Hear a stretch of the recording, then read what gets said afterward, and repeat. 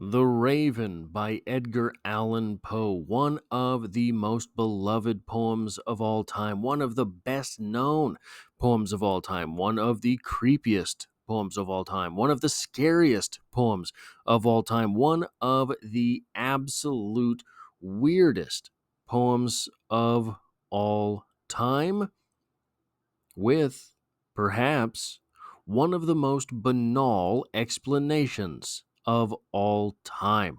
Welcome to Strip Coverlet, where we squeeze the bigger picture out of literature. I'm Adrian Fort, and we're here for another poetry discussion, which will appear, of course, in three separate playlists here on the channel. Number one being the Poetry Discussion playlist, a playlist of poetry discussions now cruising towards 700 videos strong. Number two being the Edgar Allan Poe playlist, a playlist on the channel dedicated exclusively to the writer Edgar Allan Poe, his short stories, his poems, all of that, maybe someday his novel. And number three being the 30 must-read poems playlist. Now, all of the videos in the 30 must-read poems playlist have three sections to them. Number one being a short biography of the writer in question. Number two being a brief recap or overview of the types of poems that writer writes. And finally, three, an analysis of the poem in question. So, who was Edgar Allan Poe? Edgar Allan Poe was born January 19th, 1809, in Boston, Massachusetts. For reference, this was the same year Abraham Lincoln and Alfred Lord Tennyson were born. It was also the year the Illinois Territory was established. It was the year Thomas Paine died. It was also the year intercourse ended. Not that intercourse. President Thomas Jefferson signed an act allowing trade with all other countries except Britain and France. Edgar Allan Poe's father, David Poe Jr., was American, and his mother, Elizabeth Arnold Hopkins, was born in London, but both were actors. David seems to have been an alcoholic and struggled to provide for his three children, only two of whom were born by the time David disappeared. Baby Edgar was only 7 months old at that time. The rest of David's life is mysterious, but Edgar recounts that his father was dead within 2 years. The rest of his mother's life, while not as mysterious, was just as short. In 1811, the promising young actress began spitting blood, and December 8th of that year it is believed that tuberculosis took her life. Poe, nearly 3 years old, was separated from his brother William and his sister Rosalie. The young Edgar would go to Richmond to live with John Allan and his wife, Frances. In 1815, the family moved to the United Kingdom for 5 years before returning to Richmond, Virginia. In 1826, Poe enrolled to the University of Virginia, but the excursion would be short-lived. Poe's side of things was that his foster father, James Allan, who was exceptionally wealthy, had not provided him enough funds. But the truth seems to be that Poe was exceptionally bad at gambling, and by April of 1827 he had moved to Boston, where he found work and began writing using the synonym Henri Larenais. This stint would be even shorter-lived, and by the end of May, Henri Larenais became Private Edgar A. Perry. But only a couple of months later, his collection, Tamerlane and Other Poems, was published and credited to a Bostonian. It was met with critical negligence and, frankly, so little fanfare that early Poe anthologist and late Poe rival Rufus Wilmot Griswold questioned whether or not it had ever existed at all. Poe did well enough in the military for him to become a sergeant major for the artillery and finagle his way into being allowed to enter West Point. In 1829, Poe's second collection, Al-Araf, Tamerlane, and Minor Poems was met with critical acclaim. and by 1831 he had finagled his way out of West Point and made his way to New York, where he would publish his third book, the enigmatically titled Poems. Throughout the 1830s, Poe would write and edit and managed to scrap together enough of a living through letters. He also got a license to marry a woman 13 years younger than himself, which may seem a bit odd just on the outset. But when you remember that Edgar Allan Poe was 26 years old at the time, it becomes an even more extreme case. And when you add on top of it, that young girl was his cousin. Moving along, in 1838, Poe moved to Philadelphia, and after sharpening his craft on short stories, he published his only novel, the narrative of Arthur Gordon Pym of Nantucket.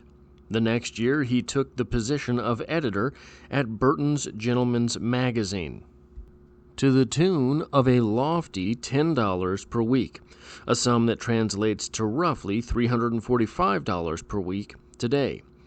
He was fired the next year. In 1842, his wife Virginia fell ill, possibly with the early stages of tuberculosis, and Poe began to drink heavily. In 1845, The Raven was published and went supernova, and Poe's name went with it. In 1846, Poe and his wife moved to New York, and the next year, Virginia died. Shortly thereafter, Poe moved back to Richmond. October 3, 1849, a man named Joseph W. Walker found Edgar Allan Poe lying in a state of delirium and described as lying in the gutter. He was taken to the hospital, but he was in very bad condition. On October 6th, Poe is said to have cried out the name of someone named Reynolds several times, but he was not conscious or lucid long enough to explain who Reynolds was or what happened to him. On October 7th, 1849, Edgar Allan Poe died, aged 40. Edgar Allan Poe is mostly known for writing Gothic literature, Gothic poetry, etc. So what is Gothic fiction? Gothic fiction is characterized by an environment of fear, the threat of supernatural events, and the intrusion of the past upon the present.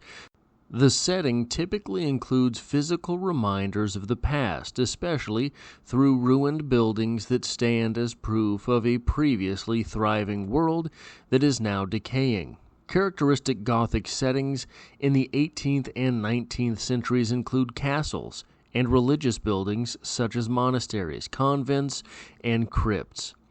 The atmosphere is typically claustrophobic, and common plot elements include vengeful persecution, imprisonment, and murder. The depiction of horrifying events in Gothic fiction often serves as a metaphorical expression of psychological or social conflicts. The form of a Gothic story is usually discontinuous and convoluted, often incorporating tales within tales, changing narratives, and framing devices such as discovered manuscripts or interpolated histories. Other characteristics, regardless of relevance to the main plot, can include sleep-like and death-like states, live burials, doubles, unnatural echoes or silences, the discovery of obscured family ties, unintelligible writings, nocturnal landscapes, remote locations, and dreams. In the late 19th century, Gothic fiction often involved demons and demonic possession, ghosts, and other kinds of evil spirits.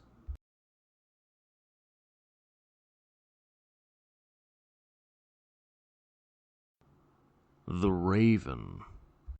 Once upon a midnight dreary, while I pondered, weak and weary, over many a quaint and curious volume of forgotten lore, while I nodded, nearly napping, suddenly there came a tapping, as of someone gently rapping at my chamber door. "'Tis some visitor," I muttered, tapping at my chamber door. "Only this and nothing more." Ah, distinctly I remember it was in the bleak December, and each separate dying ember wrought its ghost upon the floor. Eagerly I wished the morrow, vainly I had sought to borrow from my book's surcease of sorrow, sorrow for the lost Lenore, for the rare and radiant maiden whom the angels name Lenore, nameless here for evermore. And the silken, sad, uncertain rustling of each purple curtain thrilled me, filled me with fantastic terrors never felt before, so that now, to still the beating of my heart, I stood repeating, "'Tis some visitor entreating entrance at my chamber door, some late visitor entreating entrance at my chamber door. This it is, and nothing more." Presently my soul grew stronger, hesitating then no longer. "Sir," said I, "or madam, truly your forgiveness I implore. But the fact is I was napping, and so gently you came rapping, and so faintly you came tapping, tapping at my chamber door, that I scarce was sure I heard you. Here I opened wide the door. Darkness there and nothing more." Deep into that darkness peering, long I stood there, wondering, fearing, doubting, dreaming dreams no mortal ever dared to dream before. But the silence was unbroken, and the stillness gave no token, and the only word there spoken was the whispered word, "Lenore?" This I whispered, and an echo murmured back the word, "Lenore." Merely this, and nothing more. Back into the chamber turning, all my soul within me burning, soon again I heard the tapping somewhat louder than before. "Surely," said I, "surely that is something at my window lattice. Let me see then what the threat is, and this mystery explore. Let my heart be still a moment, and this mystery explore. 'Tis the wind, and nothing more."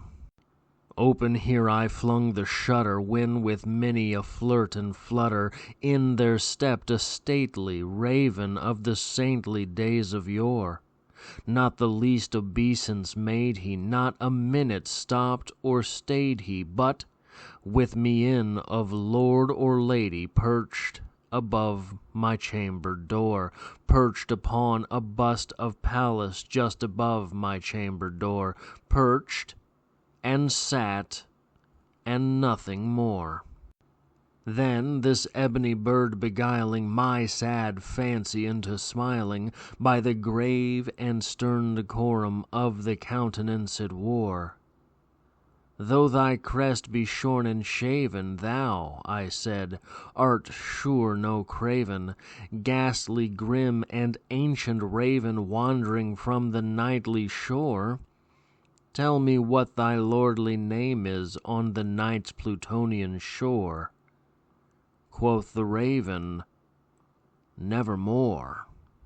Much I marveled this ungainly fowl to hear discourse so plainly, though its answer little meaning, little relevancy it bore, for we cannot help agreeing that no living human being ever yet was blessed with seeing bird above his chamber door, bird or beast upon the sculptured bust above his chamber door, with such a name as Nevermore. But the raven, sitting lonely on the placid bust, spoke only that one word, as if his soul in that one word he did outpour. Nothing farther than he uttered, not a feather then he fluttered, till I scarcely more than muttered, "Other friends have flown before. On the morrow he will leave me, as my hopes have flown before." Then the bird said, nevermore. Startled at the stillness broken by reply so aptly spoken, doubtless, said I, what it utters is its only stock and store, caught from some unhappy master whom unmerciful disaster followed fast and followed faster, till his songs one burden bore, till the dirges of his hope that melancholy burden bore of nevermore. But the raven still beguiling all my fancy into smiling straight, I wheeled a cushioned seat in front of bird and bust and door. Then, upon the velvet sinking, I betook myself to linking fancy unto fancy, thinking what this ominous bird of yore, what this grim, ungainly, ghastly, gaunt, and ominous bird of yore meant in croaking nevermore. This I sat engaged in guessing, but no syllable expressing to the fowl whose fiery eyes now burned into my bosom's core. This and more I sat divining, with my head at ease reclining on the cushion's velvet lining that the lamplight gloated o'er, but whose velvet violet lining with the lamplight gloating o'er she shall press, nevermore. Then, methought, the air grew denser, perfumed from an unseen censer, swung by seraphim whose footfalls tinkled on the tufted floor. Wretch, I cried, thy God hath lent thee, by these angels he hath sent thee, respite and nepenthe from thy memories of Lenore. Quaff, oh quaff this kind nepenthe, and forget this lost Lenore. Quoth the raven, nevermore. Prophet, said I, thing of evil, prophet still, if bird or devil, whether tempter sent or whether tempest tossed thee here ashore, desolate yet all undaunted, on this desert land enchanted, on this home by horror haunted, tell me truly, I implore, is there balm in Gilead? Tell me, I implore. Quoth the raven, nevermore.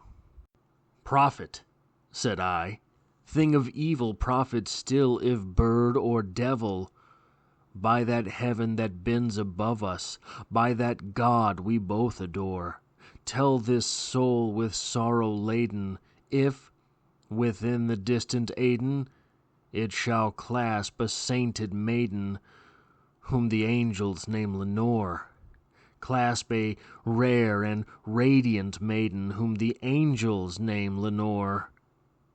Quoth the raven, nevermore. Be that word our sign of parting, bird or fiend, I shrieked upstarting. Get thee back into the tempest and the night's Plutonian shore. Leave no black plume as a token of that lie thy soul hath spoken. Leave my loneliness unbroken, quit the bust above my door. Take thy beak from out my heart, and take thy form from off my door. Quoth the raven, nevermore. And the raven, never flitting, still is sitting on the pallid bust of Pallas just above my chamber door, and his eyes have all the seeming of a demon's that is dreaming, and the lamplight o'er him streaming throws his shadow on the floor. And my soul from out that shadow that lies floating on the floor shall be lifted nevermore.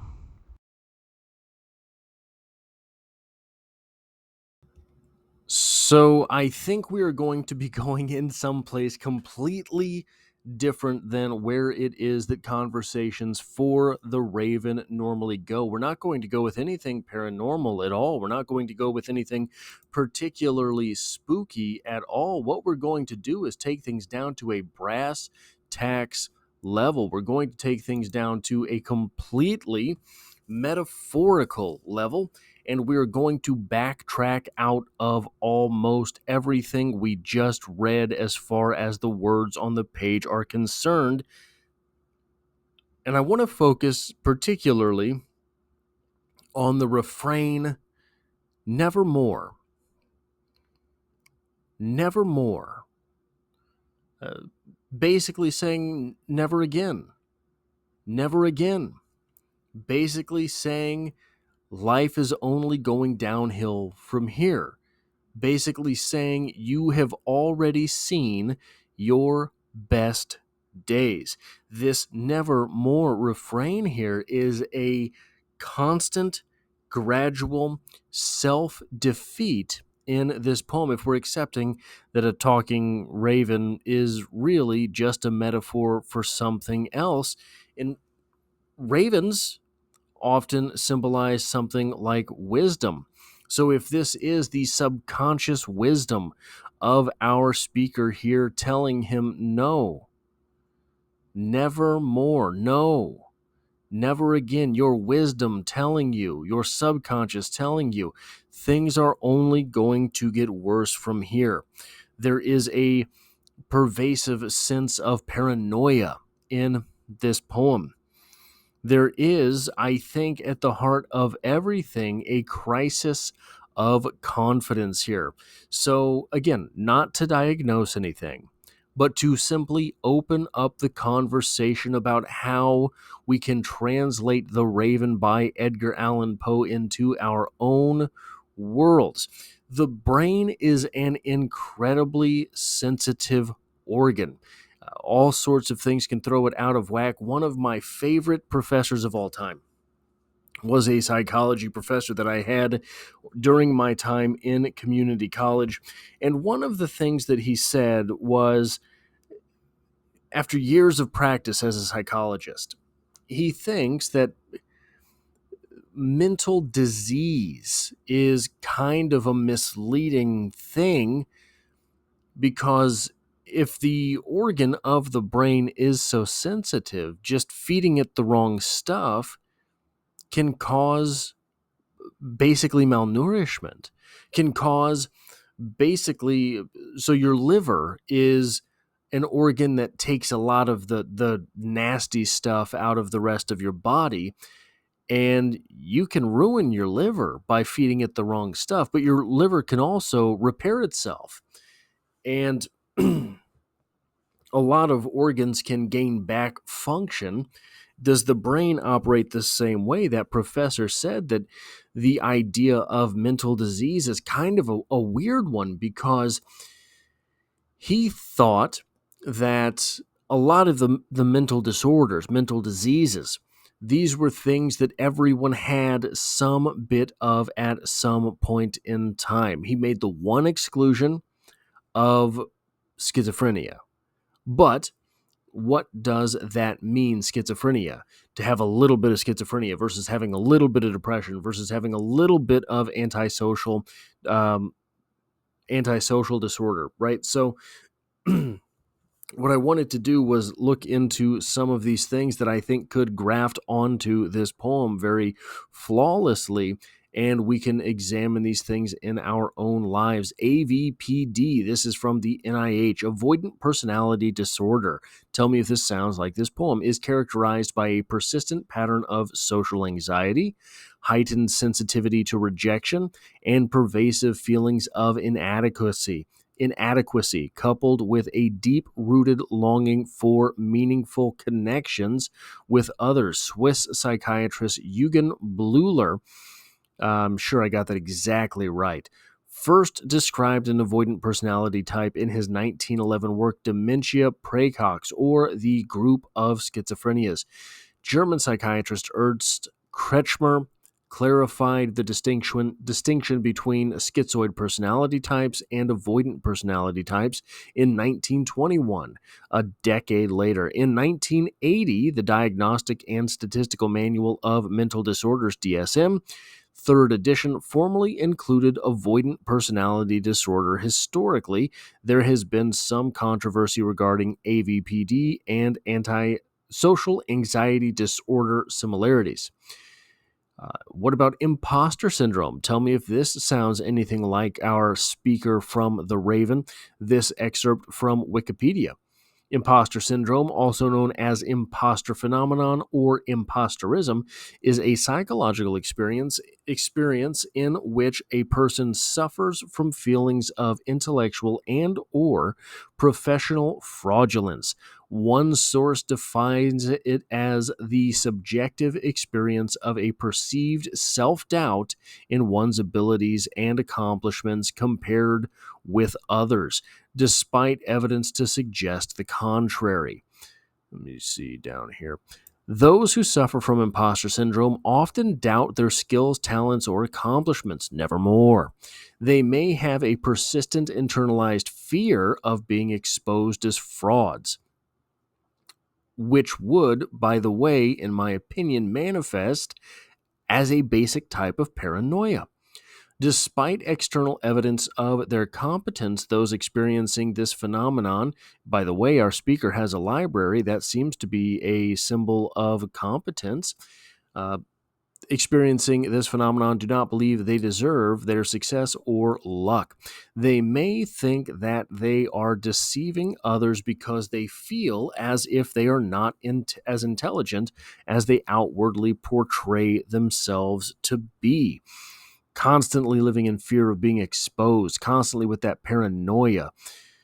What about something so simple might be the wrong word, but common as low self-esteem? This comes to us from verywellmind.com. Signs of low self-esteem. While not a mental illness, poor self-esteem can still affect a person's thoughts, emotions, and patterns of behavior. Sometimes its signs can be fairly apparent. Other times, low self-esteem symptoms are much more subtle. For example, some people with low self-esteem talk negatively about themselves, while others go out of their way to make sure other people are pleased with them. In either case, a lack of personal worth and value can have negative impact on life and wellness. Some common signs or symptoms of low self-esteem include lack of self-confidence, check. External locus of control, check. Our speaker here is being told what to do by a bird. Negative social comparisons, trouble asking for help, worry, and doubt, difficulty accepting compliments, negative self-talk, fear of failure, poor outlook of the future, lack of boundaries, and being a people pleaser. A lot of these things, by the way, would contribute to a general air of paranoia for the individual suffering from low self-esteem, in my opinion.